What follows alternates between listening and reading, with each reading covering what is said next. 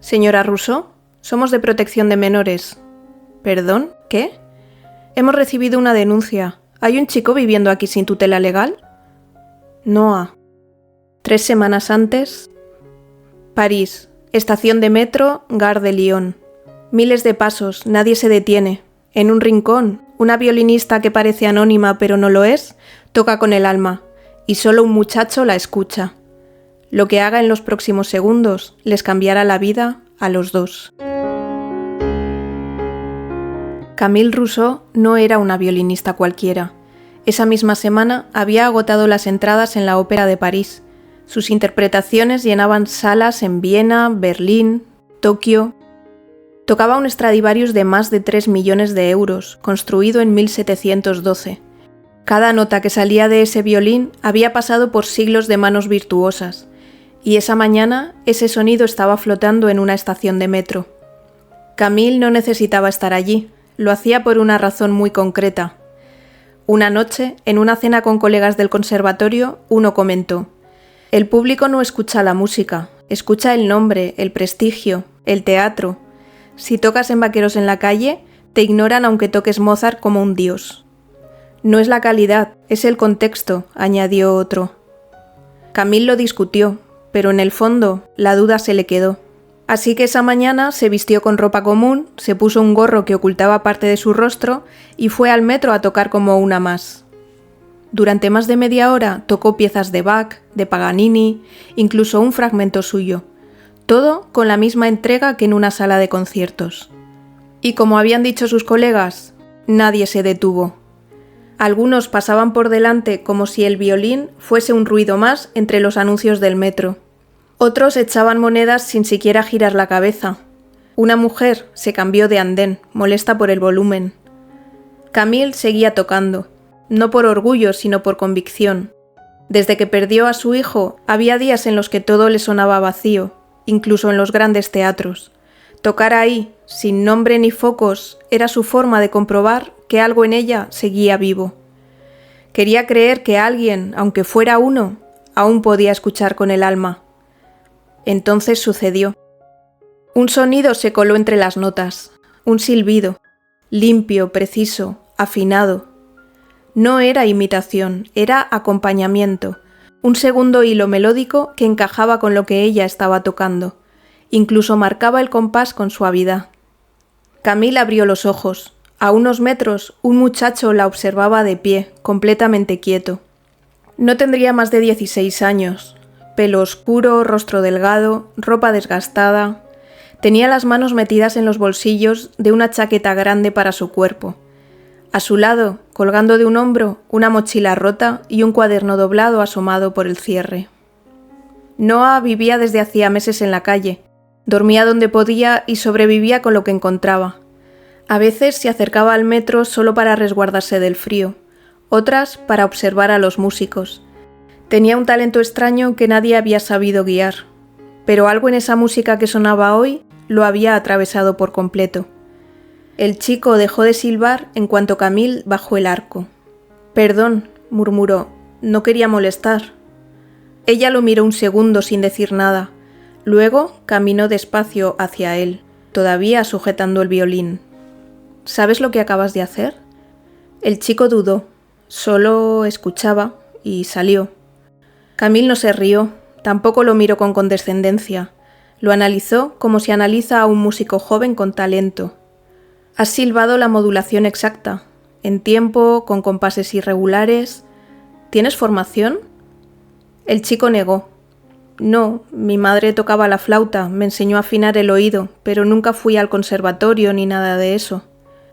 Ella frunció levemente el ceño, impresionada. «Pues tienes un oído excepcional. No solo afinaste, anticipaste. Eso no se enseña fácilmente». Noah bajó la vista. No estaba acostumbrado a que lo valoraran, ni a que alguien se dirigiera a él con ese respeto. Y en ese instante, Camille lo supo. Ese muchacho no solo la había escuchado, la había entendido. Camille guardó el violín con cuidado, como si no quisiera romper el hechizo del momento. Le habló con una voz más baja, más cálida. «¿Cómo te llamas?». El chico dudó un momento. Luego respondió sin levantar del todo la cabeza. Noa, ¿y usted? Ella sonrió con una melancolía casi infantil. Hoy solo Camille. Hubo un pequeño silencio, no incómodo, sino extraño, como si ambos supieran que algo importante acababa de ocurrir, pero ninguno sabía cómo llamarlo. Un ejecutivo pasó entre ellos sin mirarlos. Una señora, al ver a Noa, cambió de dirección, pero Camille solo veía una cosa, esos ojos llenos de música. Una emoción inesperada le apretaba el pecho. Hacía años que no sentía eso, ni siquiera en los escenarios más majestuosos. Hacía años que no se emocionaba por un hallazgo, y sin embargo, ahí estaba, un adolescente sin nombre en los carteles, sin partitura, sin escenario, y con un talento salvaje que no se podía fingir. ¿Has comido algo hoy?, preguntó casi sin pensarlo. Noa negó, como quien está acostumbrado a hacerlo. Camille se agachó y cerró con firmeza el estuche del violín. «¿Déjame invitarte a algo caliente?» Él la miró desconfiado. Aún no entendía por qué esa intérprete callejera, porque eso parecía ser, le hablaba con tanta delicadeza. ¿Por qué? Ella se encogió de hombros con una pequeña sonrisa. «Porque lo necesitas y porque tengo algo que contarte». La cafetería estaba casi vacía. Afuera llovía con finura, como si el cielo tuviera pena. Dentro el vapor salía en espirales suaves de las tazas. El olor a café recién hecho llenaba el aire. Noa sostenía su taza con ambas manos, como si fuera algo sagrado. Tenía los dedos sucios y las uñas mal cortadas, pero el gesto era delicado. No bebía aún, solo sentía el calor, como si sus manos necesitaran memorizarlo. Camille lo observaba sin decir nada. Le había pedido que lo acompañara a tomar algo. Noa había aceptado, con desconfianza. Ahora estaban sentados frente a frente, en silencio. «¿Dónde vives?», preguntó ella al fin, con voz suave. «Bajo el puente de Tolbiac, aunque a veces duermo en los trenes, cuando no hay revisores». «¿Y la escuela?». Noa soltó una risa breve, apagada. «Fui hasta los 15, el año pasado.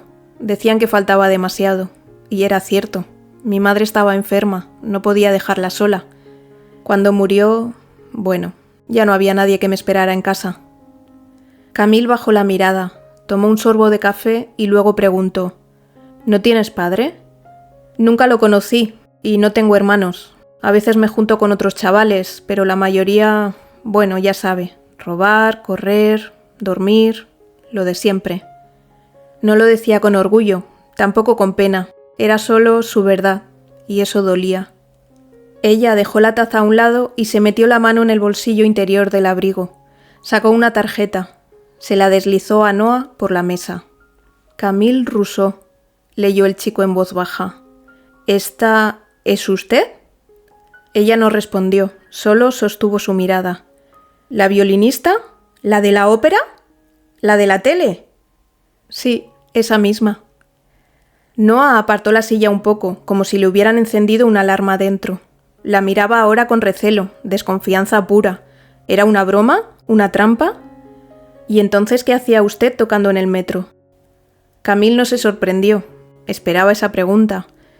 Solo quería comprobar algo, si la música todavía podía hablar por sí sola.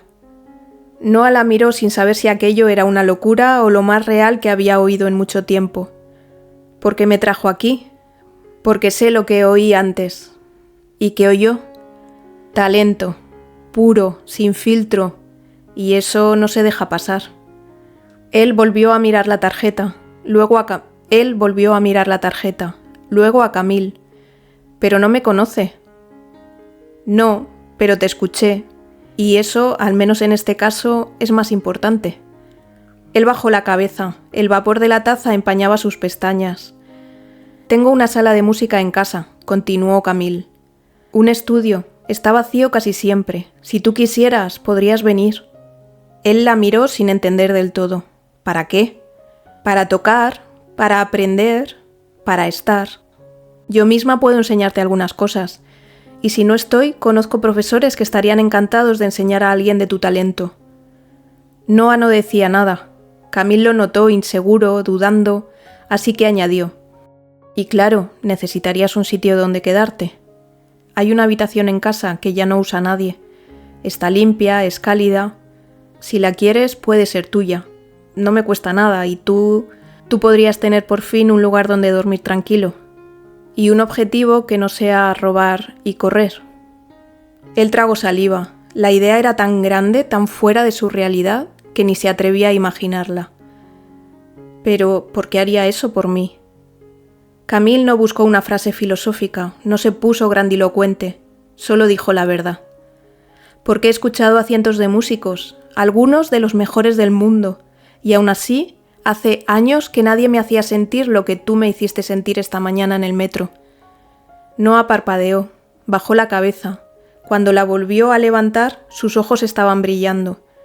Camille desvió la vista por un segundo, miró a través del cristal empañado y dijo casi en un susurro: «Mi hijo tendría solo un par de años menos que tú. Se llamaba Louis». No dijo más, no hacía falta. Y en ese silencio espeso, tibio, inesperado, una oportunidad empezó a tomar forma. ¿Te está gustando esta historia? Deja un like y suscríbete al canal Crisol de Relatos para que puedas seguir contando más historias llenas de emociones. Vamos a ver cómo continúa. Los días siguientes no parecían reales, ni para Noah ni para Camille. El chico subió al coche con la mochila pegada al pecho, sin hablar, con la mirada baja. En la casa no tocó nada, no se quitó la chaqueta ni cuando le ofrecieron una manta. Durmió encogido, sin deshacer las sábanas, como si tuviera miedo de romper algo, de despertar. «Puedes ducharte si quieres», le dijo Camille al día siguiente. «Ahora vives aquí». Noah no respondió, solo se quedó quieto. Pero esa noche, al volver a la habitación, la toalla estaba húmeda y la ropa sucia doblada con cuidado sobre una silla.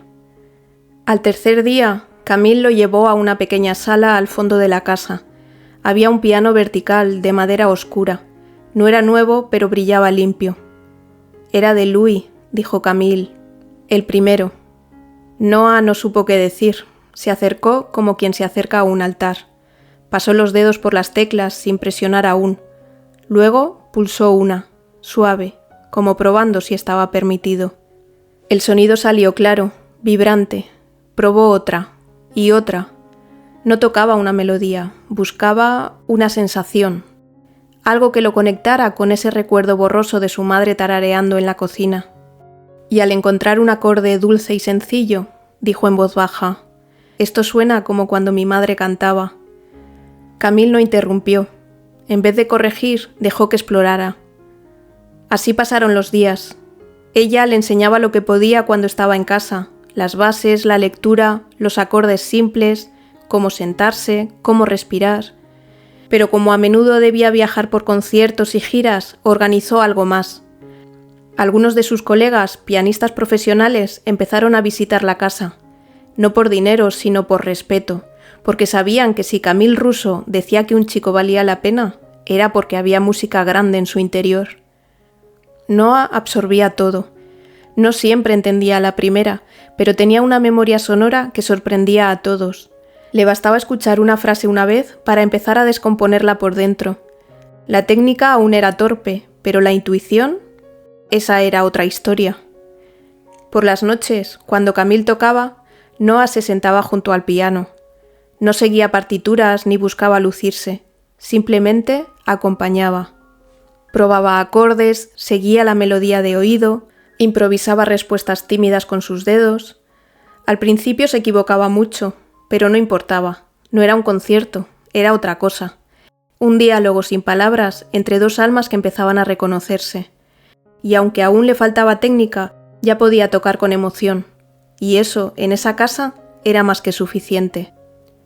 Así, sin darse cuenta, se formó una rutina. Noah dormía en la habitación de invitados. Por fin comía 3 veces al día. Ya no miraba el suelo al caminar. Empezó a hacer preguntas, a apuntar cosas, a emocionarse con lo que aprendía. Cada noche compartían ese momento sagrado. Camille con su Stradivarius y Noah con el piano. No eran solo maestra y alumno, eran 2 silencios que estaban aprendiendo a sonar juntos. Y en medio de ese salón lleno de música, el dolor de uno y el vacío de la otra Por fin empezaron a hablarse. Una mañana la rutina cambió. Camille preparaba café en la cocina, como siempre que estaba en casa, mientras esperaba que Noah bajara para desayunar juntos y repasar las partituras. Pero el timbre sonó, inesperadamente. Abrió la puerta y se encontró con una mujer de expresión seria, carpeta en mano, acompañada de un hombre con traje oscuro. ¿Señora Camille Rousseau? Sí.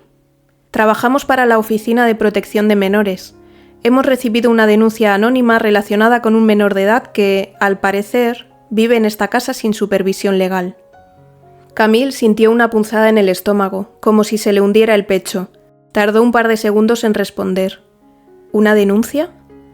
Un vecino ha alertado de que un adolescente fue visto entrando en este domicilio en condiciones precarias, y que desde entonces parece que vive aquí. ¿Podemos pasar? Camila sintió, descolocada, el corazón acelerado. Subieron al piso, recorrieron las habitaciones. Cuando abrieron la habitación del cuarto de Noah, la cama estaba hecha y su cuaderno de partituras sobre la mesa, con un lápiz apoyado justo en medio de una melodía a medio escribir. Entonces se oyeron pasos saliendo del baño. «¿Camille?», llamó Noah, con la voz todavía dormida, arrastrando los pies. Giró la esquina y al ver a los desconocidos en su cuarto, se detuvo en seco. «¿Qué pasa?». La mujer dio un paso adelante con tono neutro. «Hola, Noah, soy de Protección de Menores. Solo queremos hablar contigo un momento. No te preocupes». «¿Por qué? ¿Qué he hecho?». Camille fue hacia él de inmediato, con los ojos brillando. «Noah, tranquilo, no has hecho nada». Luego se giró hacia los funcionarios. La voz le temblaba, pero hablaba con firmeza. «Es culpa mía. Pensé que lo ayudaba, que aquí estaría seguro, que bastaba con ofrecerle una casa, una oportunidad. La verdad es que no pensé en los trámites ni en lo legal. Nunca quise ocultarlo, solo actué desde el corazón». El hombre tomaba nota sin levantar la vista. La mujer asintió con más empatía, pero aunque su mirada era más blanda, sus palabras seguían siendo firmes. «Lo entendemos, pero sigue siendo un menor, y no hay ningún documento que autorice su tutela». Noah dio un paso atrás. Aún tenía el pelo húmedo y sujetaba la toalla con una mano. «¿Me van a llevar?». «Solo vamos a hacer algunas preguntas», dijo la mujer. «No es definitivo». «Pero yo quiero quedarme aquí». Camille se acercó a él y le tomó el brazo con suavidad. Ya no intentaba contener las lágrimas. «Yo haré todo lo necesario para que eso sea posible. Buscaré abogados, firmaré lo que haga falta. Te lo prometo, Noah. Esta vez voy a hacer las cosas bien». Él la miró largo rato. No lloraba, pero los ojos le temblaban, cargados de una mezcla antigua de miedo y esperanza. La mujer le pidió que la acompañara, y cuando cruzaron la puerta, Camille no se movió. Solo se quedó de pie, en el marco, como si una parte de ella también saliera por esa puerta. En el silencio que quedó en la casa, la música se apagó de golpe, pero no sería para siempre, porque esta vez ella iba a luchar, de verdad. Pasaron semanas de trámites, firmas, preguntas interminables, reuniones con abogados, trabajadores sociales, psicólogos. Camille tuvo que abrir su vida entera ante desconocidos, desnudarse en cifras, en hábitos, en emociones. Tuvo que explicar una y otra vez que no buscaba llenar un vacío ni redimirse de nada, que no era una artista excéntrica con un capricho humanitario, que solo era una mujer que había encontrado algo verdadero, inesperado y que no estaba dispuesta a perderlo. Mientras tanto, Noah seguía en casa, dormía en su cuarto, desayunaban juntos, practicaban música cada tarde como si todo estuviera bien, pero el miedo flotaba entre ellos, aunque no lo nombraran. Una carta, una llamada, un papel sellado y todo podía desaparecer. Camille movió cielo y tierra para que eso no ocurriera, y aunque se mantenía serena delante de Noah, por dentro era otra historia. Pasaba noches sin dormir, revisando documentos, pidiendo favores, suplicando ayuda. Luchaba con una fuerza que solo una madre, aunque lo fuera sin papeles, puede encontrar. Finalmente, una tarde de abril, después de otra audiencia más, el juez firmó los papeles. Camille era, desde ese instante, la tutora legal de Noah. Noah Rousseau. Al salir del juzgado, Noah no dijo nada.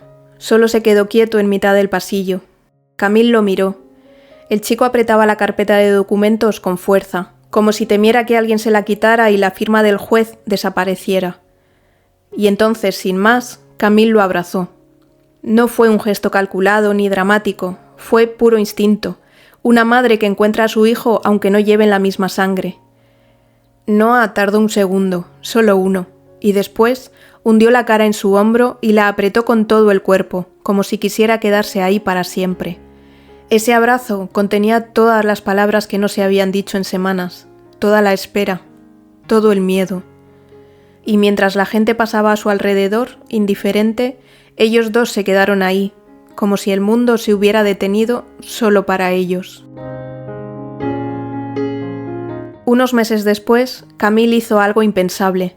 Pidió que Noah subiera con ella al escenario de la Ópera de París. ¿Y si me equivoco?, preguntó el chico con la voz temblando. Camille lo miró, no como una maestra ni como una reputada concertista. Lo miró como lo que ya era, su madre. Entonces respiraremos hondo y seguiremos tocando, porque confío en ti, Noah, más de lo que jamás imaginé poder confiar en alguien otra vez. El teatro estaba lleno, pero no como de costumbre. Esa noche había algo diferente. No eran solo músicos, era una historia, una herida, una curación. Noah caminó hasta el piano de cola, vestido de negro. Camille se colocó junto a él con su Stradivarius. La pieza era nueva, compuesta por ella. Variaciones para Louis y Noah. Era una conversación. El piano comenzaba con acordes simples, titubeantes, como una voz que no se atreve. El violín entraba luego, suave, envolvente, como si cuidara cada paso. A mitad de la pieza ambos se alzaban, jugaban, luchaban, se encontraban. Y en el último compás respiraban juntos. Madre e hijo, violinista y pianista, música y milagro. Al terminar, hubo un silencio profundo y sincero, como si nadie se atreviera a romper lo que acababan de escuchar. Y entonces vino el aplauso, no uno ruidoso, uno que crecía despacio, como una ola, hasta llenar todo el teatro. Noah bajó la cabeza abrumado. Camille le puso una mano en el hombro. «Lo hiciste», le susurró. Y por primera vez en su vida, Noah creyó que sí, que era parte de algo, que era música y que después de todo, él también merecía ser escuchado. Un año después, Noah había cambiado. Tocaba en auditorios pequeños, salas de barrio, festivales de invierno, conciertos modestos sí, pero llenos de emoción. Cada vez que se sentaba frente al piano, la gente dejaba de moverse, no porque fuera famoso, sino porque su música decía la verdad. Aún no había pisado la Ópera de París como solista, era pronto, pero lo haría. Camille lo sabía, y en el fondo, Noah también. Seguía formándose, siempre con hambre de aprender, pero ya no necesitaba demostrar nada. Ahora tocaba para compartir. También enseñaba a chicos que, como él, habían sentido que el mundo no tenía lugar para lo que llevaban dentro. Y si podía hacer por ellos una mínima parte de lo que Camille hizo por él, entonces valía la pena. Por las noches, cuando el mundo bajaba el volumen, a veces se sentaban juntos en el salón, como al principio. Camille sacaba el violín, Noah abría el piano. No había partitura, solo notas sueltas, miradas y una melodía que ya no necesitaba escenario, solo ellos dos. A veces un gesto de alguien que no esperábamos cambia todo. ¿Te pasó alguna vez? ¿Conoces a alguien así? Cuéntamelo en los comentarios. Si crees que todos merecemos que alguien confíe en nosotros, incluso cuando el mundo no lo hace, comparte esta historia. Nunca sabes a quién puede tocarle el alma.